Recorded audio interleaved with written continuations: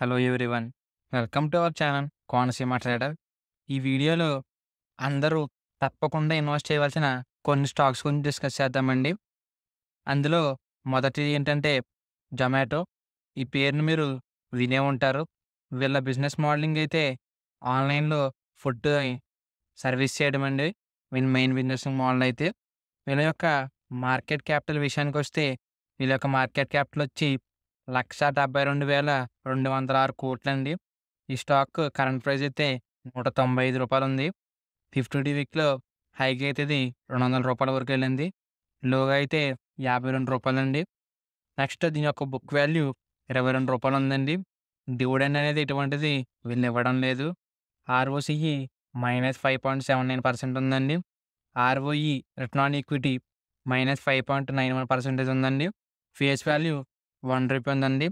వీళ్ళ తాలూకా 1 ఇయర్ చార్ట్స్‌ని గనక మనం అబ్జర్వ్ చేసినట్లయితే ఒకసారి చూడండి ఇది సెప్టెంబర్ 7న రూ. 100 ఉందండి. ఆల్మోస్ట్ ఇది ఇప్పుడు రూ. 195 ఉందండి. 200 వరకు కూడా వెళ్ళింది. ఇది రూ. 50 వరకు కూడా ఉందండి. ఇదివరకటైతే మనం చూసినట్లయితే చార్ట్స్‌లో క్లారిటీగా మనకి అర్థమవుతుంది. అంటే ఇది ఆల్మోస్ట్‌గా మనకి 130% రిటర్న్స్ అనేది ఇచ్చిందండి. రూ. 50, రూ.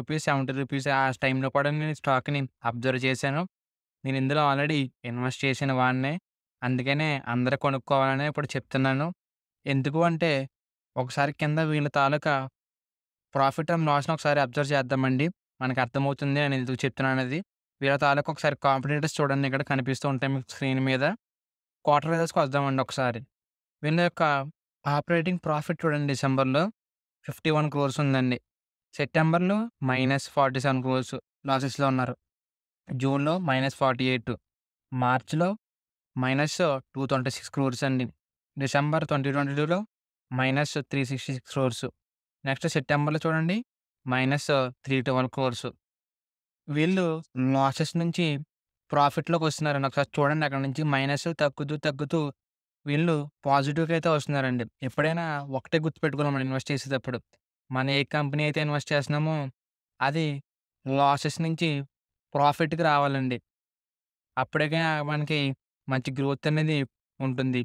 లాసెస్‌లో ఉన్న కంపెనీ ఎప్పుడు లాసెస్‌లోకే వెళ్తుందండి. ప్రాఫిట్‌లోకి వస్తదంటే మనం ఎక్స్‌పెక్ట్ చేయలేం. ఎందుకంటే అది మన చేతుల్లో ఉండదు. వాళ్ళ బిజినెస్ మోడలింగ్ మీద ఉంటుంది. వీళ్ళ యొక్క బిజినెస్ మోడలింగ్ అయితే అందరికీ తెలిసిందే. ఆన్‌లైన్‌లో ఫుడ్‌ని డెలివరీ చేయడం. ఈ పేరు మీరు వినే ఉంటారు అందరూ. అందరికీ తెలిసిందే. వీళ్ళు అప్‌కమింగ్ ఇయర్స్‌లో ఇంకా మంచి ప్రాఫిట్స్‌ని డెలివరీ చేస్తారండి. వీళ్ళ బిజినెస్ మోడలింగ్ ఇంకా ఇంప్రూవ్ అవుతుంది. ఇంప్రూవ్ చేస్తున్నారు కూడా. అందుకే చూడండి డిసెంబర్‌లో వీళ్ళు పాజిటివ్‌లోకొచ్చారండి.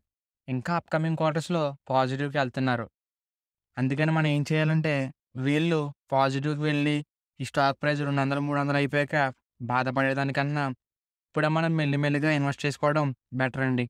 నెక్స్ట్ వీళ్ళ తాలూకా ప్రాఫిట్ అండ్ లాస్‌ని చూద్దాం ఒకసారి. ఆపరేటింగ్ ప్రాఫిట్ చూడండి ఒకసారి. మార్చ్‌లో 1,211 కోట్లు నెగెటివ్‌లో ఉన్నారండి ఈళ్ళు. మార్చ్ 2022లో 1,851 కోట్లు నష్టం వచ్చిందండి.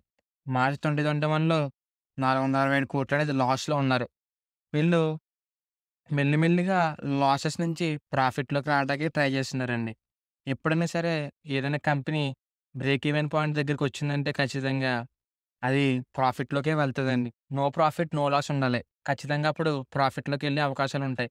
వీళ్ళు మెల్లిమెల్లిగా నెగెటివ్ నుంచి పాజిటివ్‌కొస్తున్నారు కాబట్టి నేను ఇంతలాగా అందరికీ చెప్తున్నాను ఇన్వెస్ట్ చేయాలని చెప్పి. నెక్స్ట్ ఈళ్ళ యొక్క స్టాక్ సీఏజీఆర్ చూడండి. 1 ఇయర్‌లో ఎంత పర్సెంట్ రిటర్న్ ఇచ్చిందనేది. నెక్స్ట్ వీళ్ళ యొక్క బ్యాలెన్స్ షీట్‌ని ఇక్కడ అబ్జర్వ్ చేయండి. మొత్తం ఉంటుంది బ్యాలెన్స్ షీట్ అంతా. ఒకసారి దీన్ని అబ్జర్వ్ చేయండి. క్యాష్ ఫ్లో కూడా ఇక్కడ మీకు కనిపిస్తూ ఉంటుంది. నెక్స్ట్ రేషియోస్ కూడా. షేర్ హోల్డింగ్ ప్యాటర్న్ విషయానికొద్దామండి. ఎఫ్ఐఎల్స్ అయితే 54% ఉన్నారండి. డీఐఎల్స్ అయితే 15% ఉన్నారు. పబ్లిక్ దగ్గర 27% ఉందండి ఇది వాటా. పెద్దంత కాదు ఇది చెప్పాలంటే వాటా. మన పబ్లిక్ దగ్గర ఉన్నది. ఎఫ్ఐఎల్స్, డీఐఎల్స్ దగ్గరే కొంచెం ఎక్కువగా ఉంది వాటా. అదర్స్ దగ్గరైతే 1.6% ఉందండి వీళ్ళ యొక్క వాటా అయితే. ఇది ఖచ్చితంగా అప్‌కమింగ్ క్వార్టర్స్‌లో వీళ్ళు మంచి ప్రాఫిట్స్‌ని డెలివరీ చేస్తారు. ఎందుకంటే వీళ్ళకి సబ్సిడరీ కంపెనీ ఉందండి. బ్లింకిట్ అని చెప్పి. అది కూడా ఈ మధ్యన పాజిటివ్‌లోకొస్తుంది. మంచి రెవెన్యూస్‌ని అయితే వీళ్ళు కంటిన్యూ చేస్తున్నారు. అందుకని ఖచ్చితంగా ఇది అప్‌కమింగ్ క్వార్టర్స్‌లో మంచి రిజల్ట్స్‌ని పోస్ట్ చేస్తుంది. మనం పెరిగాక బాధపడి అయ్యో! కొనలేదనుకునే దానికన్నా పెరుగుతుంది అని తెలుసుకున్నప్పుడే కొంచెం కొంచెం ఇన్వెస్ట్ చేయడం బెటర్ అండి. అందుకే ఒకసారి దీన్ని అబ్జర్వ్ చేయండి అందరూ. నెక్స్ట్ స్టాక్ అయితే వోల్టాస్ అండి. ఈ పేరుని అందరూ వినే ఉంటారు. వీళ్ళ యొక్క బిజినెస్ మోడలింగ్ అయితే ఎయిర్ కండిషనర్ అండ్ రిఫ్రిజిరేషన్, ఎలక్ట్రోమాగ్నెట్‌కి సంబంధించిన ప్రొడక్ట్స్‌ని అయితే వీళ్ళు తయారు చేస్తారండి. వీళ్ళ యొక్క ఏసీలు అందరికీ తెలిసే ఉంటది. ఆల్రెడీ మీ ఇంట్లో ఉండే ఉండొచ్చు. వోల్టాస్ సంబంధించిన ప్రోడక్ట్ ఏదైనా. ఏ ప్రోడక్ట్ ఉందో నాకు కింద కామెంట్ చేయండి. వీళ్ళ యొక్క మార్కెట్ క్యాపిటల్ విషయానికొస్తే 44,438 కోట్లండి. ఈ షేర్ యొక్క కరెంట్ ప్రైస్ అయితే రూ. 1343 ఉంది. 50 డే వీక్‌లో హై అయితే రూ. 1392 వరకు వెళ్ళింది. లో అయితే రూ. 745. స్టాక్ ప్రైస్ పర్ ఎర్నింగ్స్ అయితే 158 ఉందండి. బానే ఉంది. బుక్ వాల్యూ 173 ఇది కూడా బావుంది. 0.31% అయితే వీళ్ళు డివిడెండ్ ప్రొవైడ్ చేస్తున్నారండి. మనకి విజిబుల్ అది. ఆర్ఓసీఈ కూడా పాజిటివ్‌గా ఉంది. 9.67%. రిటర్న్ ఆన్ ఈక్విటీ 4.42% ఉందండి. ఫేస్ వాల్యూ అయితే రూ. 1 ఉంది. వీళ్ళ యొక్క 1 ఇయర్ చార్ట్స్‌ని అయితే అబ్జర్వ్ చేయండి. 1 ఇయర్‌లో అయితే చూడండి ఒకసారి. ఇంకా కిందకెళ్దాం ఇంకా. 30 ఆగస్ట్‌ని చూడండి. రూ. 855 అయితే ఉందండి. నెక్స్ట్ ఇప్పుడైతే ప్రెజెంట్ ఇది 1300 పైన ఉందండి ఇది. ఇది 90% రిటర్న్స్ అయితే జనరేట్ చేసింది 1 ఇయర్‌లో. నెక్స్ట్ వీళ్ళ యొక్క కాంపిటీటర్స్ అనేవి కింద కనిపిస్తుంటాయి. ఒకసారి అబ్జర్వ్ చేయండి. Blue star and Johnson computers అండి. నెక్స్ట్ ఈపాక్ డ్యూరబుల్ ఒకటండి. వీళ్ళ తాలూకా క్వార్టర్ రిజల్ట్స్ అయితే అబ్జర్వ్ చేద్దామండి ఒకసారి. ఒకసారి చూడండి క్వార్టర్ రిజల్ట్స్ ఇక్కడ ఆపరేటింగ్ ప్రాఫిట్‌ని చూద్దామండి ఒకసారి. ఆపరేటింగ్ ప్రాఫిట్ అయితే ఈ డిసెంబర్‌లోనే కొంచెం నెగెటివ్‌కెళ్ళిందండి. సెప్టెంబర్‌లో 37 క్రోర్స్ ఉన్నారు. నెక్స్ట్ జూన్‌లో 154 క్రోర్స్ వచ్చినియి. నెక్స్ట్ మార్చ్‌లో అయితే 190 క్రోర్స్. డిసెంబర్‌లో 44 క్రోర్స్ వచ్చినియి. సెప్టెంబర్ 2022లో అయితే 72 కోట్లు. జూన్ 2022లో అయితే 146 కోట్లొచ్చింది. ఓకే. మీకొక డౌట్ ఉండొచ్చండి. మరి ఇందాక వీడియోలో స్టాక్ గురించి చెప్పారు కదండీ జొమాటో. అక్కడ పాజిటివ్‌లోకి వస్తున్నప్పుడే కొనుక్కోమన్నారు కదా! మరి అది నెగెటివ్‌లోకి వస్తుంది కదా! ఎందుకు కొనుక్కోమన్నారని చెప్పి మీకు డౌట్ ఉండొచ్చు. ఒక్కసారి వీళ్ళ యొక్క బిజినెస్ మోడలింగ్ అయితే అబ్జర్వ్ చేయండి. నేను ఇందాక ఏం చెప్పానండి? వీళ్ళ మెయిన్ బిజినెస్ మోడల్ ఏంటి? ఏసీలు మ్యానుఫ్యాక్చర్ చేస్తారు. రిఫ్రిజిరేటర్స్ అనేవి మ్యానుఫ్యాక్చర్ చేస్తారు. ఇవన్నీ ఏ సీజన్‌లో ఎక్కువ యూజ్ చేస్తారండి అందరిని? మాక్సిమం అందరూ ఎక్కువ యూజ్ చేసేదైతే సమ్మర్ సీజన్ అండి. సమ్మర్ సీజన్‌లోనే ఎక్కువ యూజ్ చేస్తారు.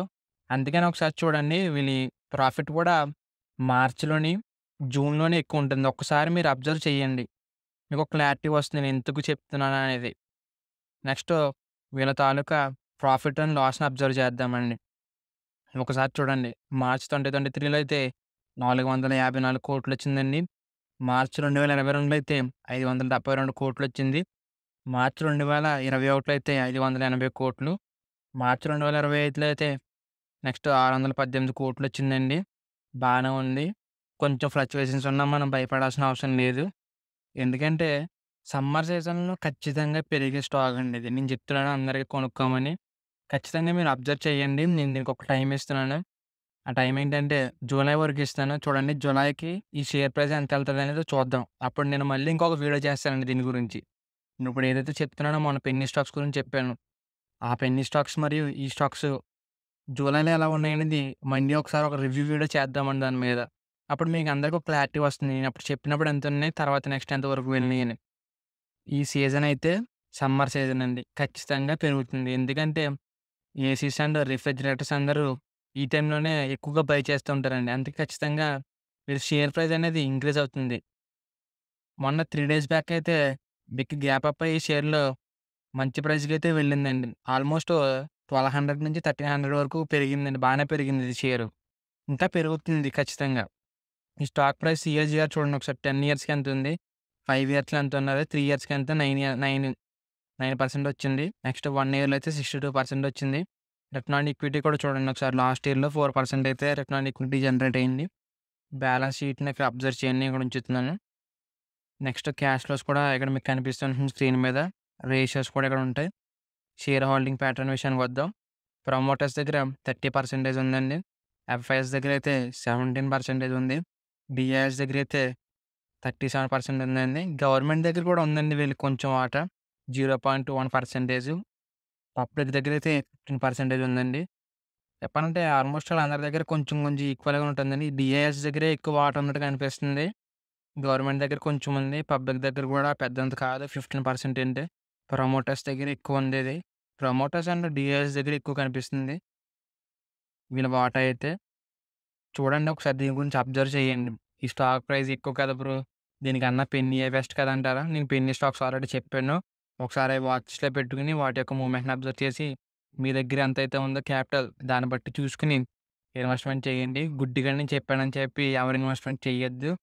దాని తాలూకా నేను మొత్తం అన్నీ క్లియర్‌గా ఎక్స్‌ప్లెయిన్ చేశాను. అక్కడ నెగెటివ్స్‌లో ఉన్నా కూడా నేను చెప్పాను. ఎందుకు నెగెటివ్స్‌లో ఉన్నాయని చెప్పి. వెళ్ళే అవకాశాలు ఉన్నాయని చెప్తున్నాను. ఖచ్చితంగా వెళ్తుందంటే అది కూడా నా చేతిలో లేదండి. బిజినెసింగ్, మోడలింగ్ బావున్నాయి. ఫండమెంటల్స్ బాగున్న స్టాక్స్ గురించి డిస్కస్ చేస్తున్నాను నేను. స్టాక్స్ చెప్పాలంటే ఎన్ఎస్‌సిలో, బీఎస్‌సిలో చాలా స్టాక్స్ ఉంటాయండి. Thousand of stocks. కాకపోతే మనకు అన్నీ అవసరం లేదు. పెరిగి కావాలి. ఈ 2 ఎందుకు చెప్పానంటే మీ అందరికీ అర్థమై ఉంటుంది. వీడియో ఇంతవరకు చూసారు కాబట్టి. ఈ సీజన్‌లో ఖచ్చితంగా పెరుగుతదండి ఇది. ఫుడ్ బిజినెస్‌లో కూడా జొమాటోని కొట్టేదైతే ఏది లేదండి ప్రెజెంట్ అయితే. స్విగ్గీ ఉందని అనుకుంటారు. అదైతే మార్కెట్‌లో ఇంకా లిస్ట్ అవ్వలేదు. కాబట్టి జొమాటో కాంపిటీటర్ అయితే ఏది లేదని చెప్పుకోవాలి. ఈ వోల్టాస్ అయితే ఖచ్చితంగా ఈ సీజన్‌లో ఇంక్రీజ్ అవుతుంది. రీజన్ కూడా నేను ఆల్రెడీ చెప్పాను. ఒకసారి వీటన్నిటిని దృష్టిలో పెట్టుకొని ఇన్వెస్ట్‌మెంట్ చేయాలంటే చేయండి. అప్‌కమింగ్ స్టెప్ అనేది మీ మీదే డిపెండ్ అయ్యి ఉంటుంది. చూసుకొని బై చేయాలంటే బై చేయండి. లేకపోతే అబ్జర్వ్ చేయండి. Thank you for watching video.